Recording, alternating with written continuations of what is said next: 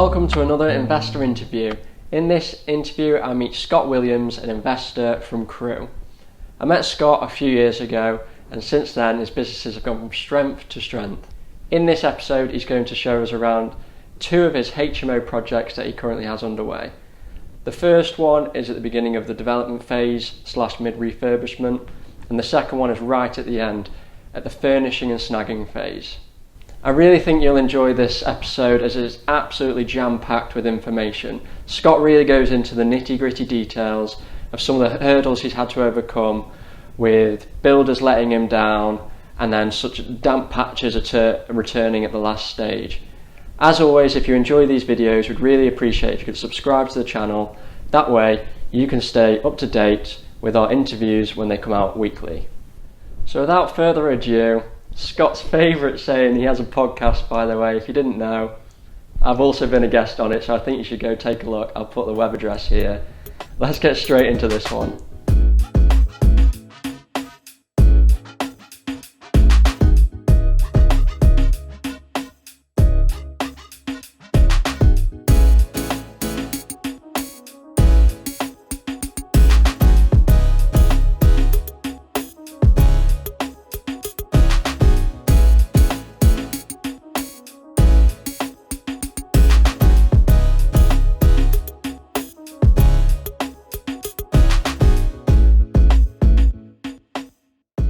So the property is a 3-bed house with 1 bathroom. So what we're going to do is carve it up into a 4-bed HMO using the front downstairs room as a bedroom. Equally then we're going to create a new shower room upstairs, which then generates a new ensuite as well, which was the original bathroom. So what we have then is 1 ensuite room with 3 bedrooms sharing a shower room, and that shower room then obviously is shared between 3 people and gives us the ability to fit the extra bathroom in, have an ensuite, get a little bit extra rent, and not have the necessity to have to create a new bathroom because the existing bathroom is obviously already there. So what we're doing is just utilising space in a smart way, which originally this bedroom is the smallest bedroom, the back bedroom, but because we've got an ensuite in there now, we can bring it up to a good market value to get a good rental return for tenants.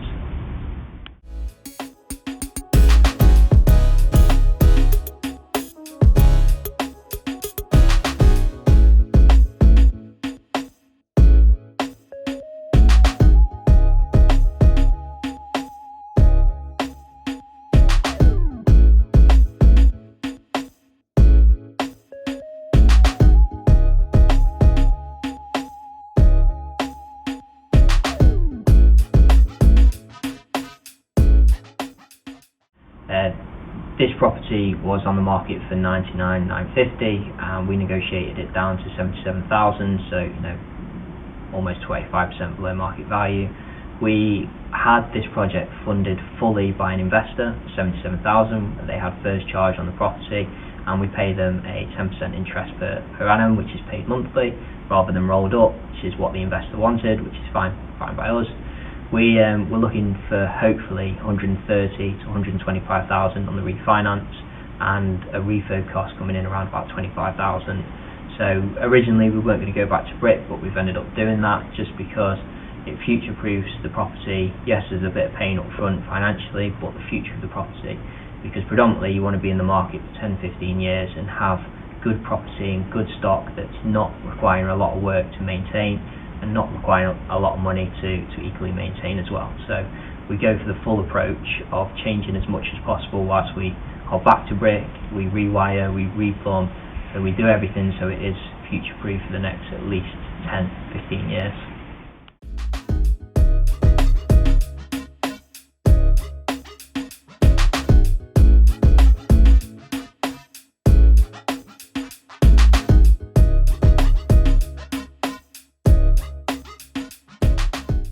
So the property should hopefully generate around about $1,400 to $1,500 in turnover with a net profit of around about $700 to $800 per month. Yeah, so we assess this property on the basis of previous projects that we've run. So we've done a pretty identical layout on the other side of Crewe, which is a 3-bed and now is a 4-bed, 1 ensuite and a shower room. but equally that one has a WC as well, but unfortunately this one doesn't. We had that refinance at 115,000, so that is on the other side of Crewe.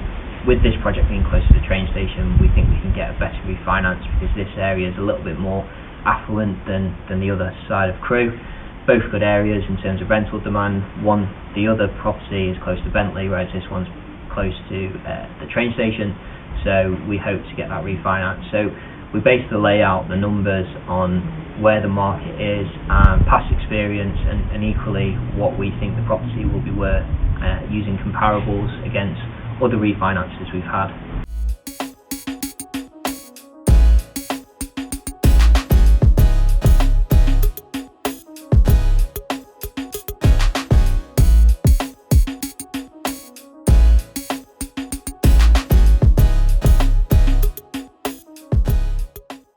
Just driven 5 minutes across the city to Scott's second project, which I believe is a bit further down the line and is coming up to completion. So let's go take a look.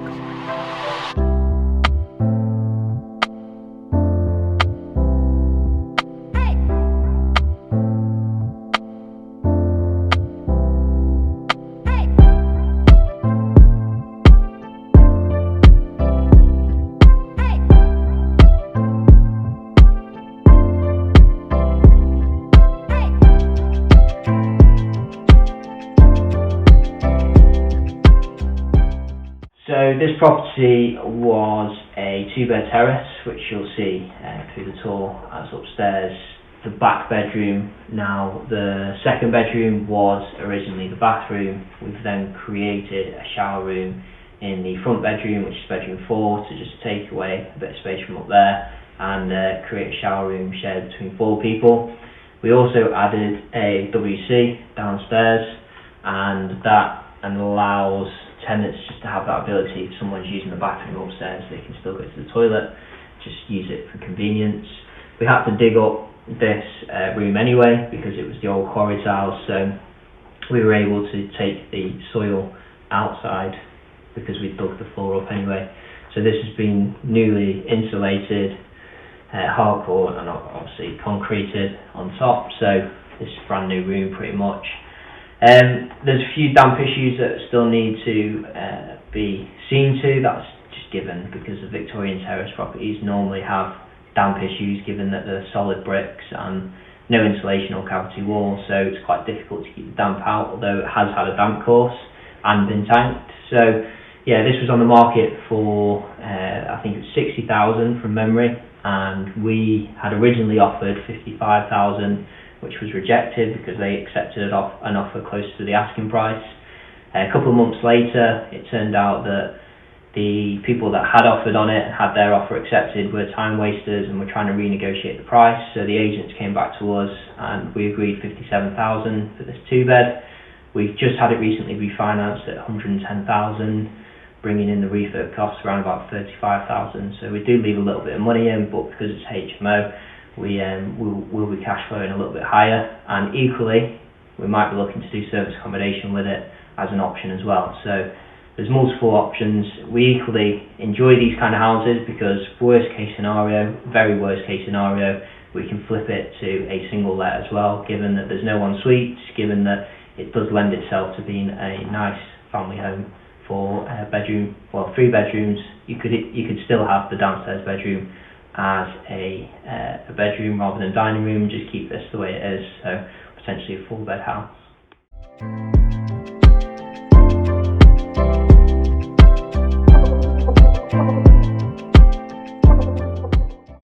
So this is the damp that I was referring to earlier. So this is just usually caused because obviously these Victorian terraces are single brick, and often damp pulls through. So we have damp coursed and tanked it, but a lot of moisture actually gets trapped in the bricks and continues to sort of float around, and then once everything has been done and finished, it tends to then surface because we've got sort of dirty water patches over on the chimney breast as well that just need painting over. So it's a constant battle, even when we've tanked it and also we've used a damp course. There's still damp that's coming through, but hopefully just painting over the top of this with some damp proof paint and just keeping on top of it could usually sorts out the issue. So that's potentially what we'll do. Worst case scenario, we'll have to knock off a metre and then tank it and then do another damp course in it, but that's very worst case scenario, and I doubt we'll get to that point.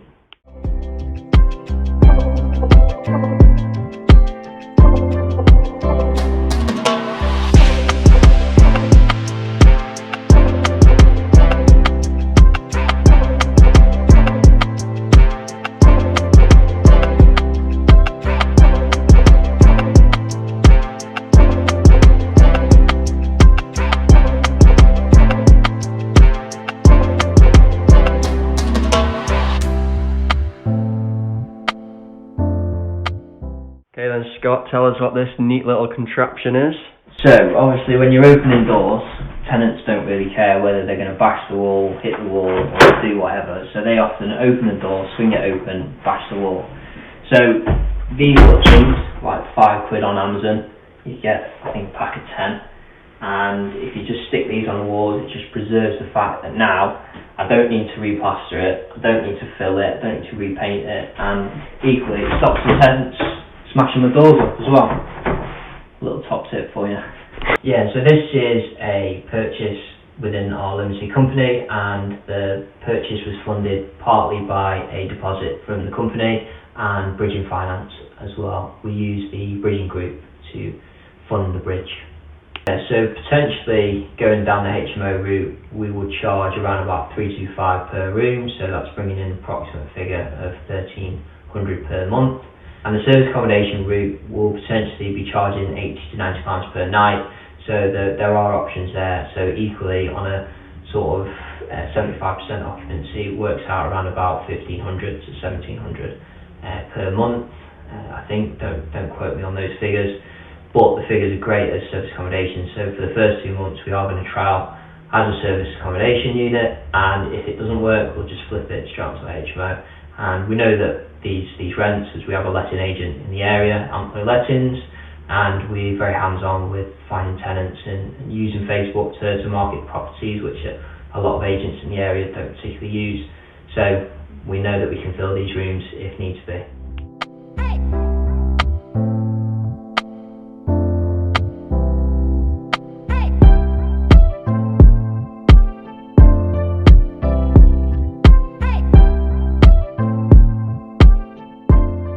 Yeah, so these furnitures were sourced from Fusion Furniture. We use lease finance to actually purchase the furniture, so it breaks it down into a monthly figure. We do have a lease finance business that can provide that service for you, Amplo Leasing. So if you are interested in potentially breaking down the monthly cost or the large lump sum that you would have to pay for furniture, which is a depreciating asset, and equally it's not tax deductible, whereas leasing you can deduct the tax. So this is obviously very basic HMO. It's not in an incredibly good area in terms of the tenant profiling, so we keep the standard of furniture to a reasonable rate, which is why we just go for the bog standard Fusion store. So we use that through LMPG and equally get a discount there. So Fusion have normally been brilliant, so we tend to go back to them.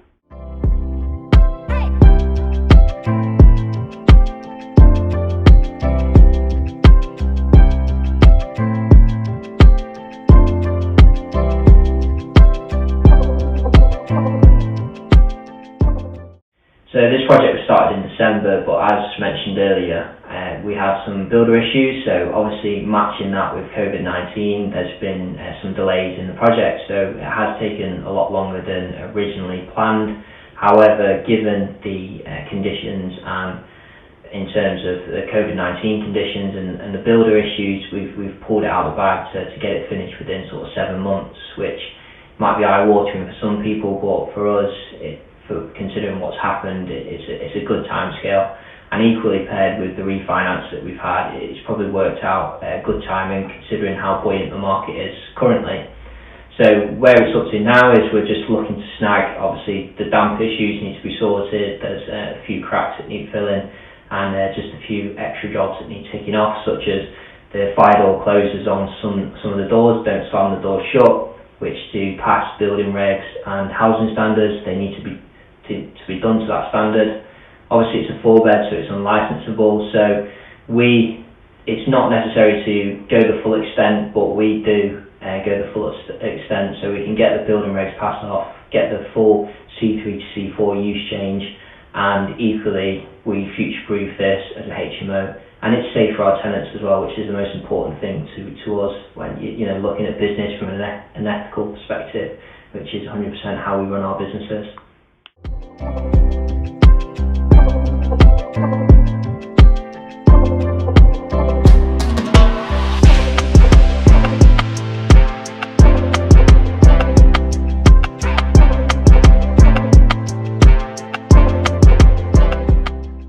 When we relate to earlier in the video when I said that some of the work wasn't up to a standard that we prefer, the worktops here were actually cut in a straight line. So what's basically happened is it's left a gap for where the kitchen units are. So what we've had to do is buy a new kitchen unit for this side of the kitchen, and use a jig to actually fit the kitchen properly. So basically what the tradesman was doing is trying to do it as quickly as possible so he could get paid for the job, but luckily we spotted that and said, look, you need to replace the worktops because it's not to a standard that we work to. So that was just a continuous part of the issues, whereas the tradesman that we've had in now has fixed these and used a jig and used it properly. However, buying a new worktop allowed us to use the space in the living room to create a sort of bar stool area where people can eat from, so we've not had to purchase a dining table now. So we used what was a problem, sort of created a solution in another area with that problem, so it kind of worked out for the best.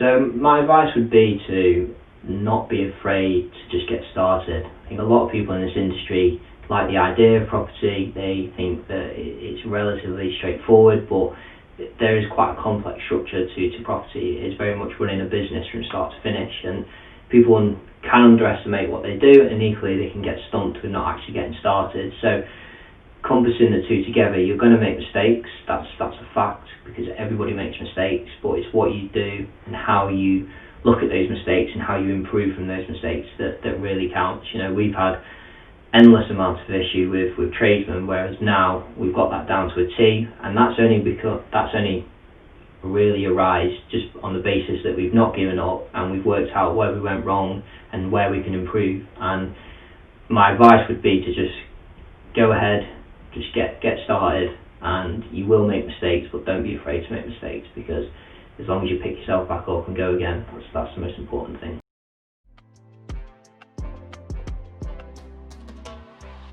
I think it's worth mentioning in this episode that Scott is incredibly humble in identifying the issues and struggles that he has encountered during these projects, something that a lot of developers will not tell you about because they're embarrassed or have not learnt from them or do not want people to know about them.